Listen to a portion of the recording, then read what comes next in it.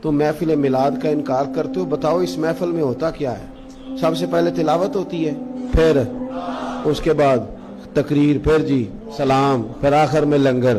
کون سی چیز ناجائز ہے اس میں؟ کوئی ہے تو بات کرے بھئی۔ آپ ان سے سوال کریں نا کہ خدا کے بندوں کس بات پہ اڑ گئے ہو؟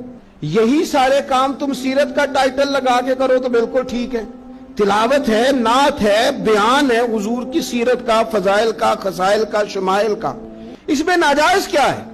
آپ کس کو ناجائز کہہ رہے؟ قرآن پاک کی تلاوت کو، حضور کی نعت کو، نبی پاک کے ذکر کی تقریر کو، درود شریف پڑھنے کو، دعا مانگنے، کس کو ناجائز کہا؟ آپ بڑی جرت سے ہٹائی سے آپ کہہ رہے ہیں ناجائز ہے۔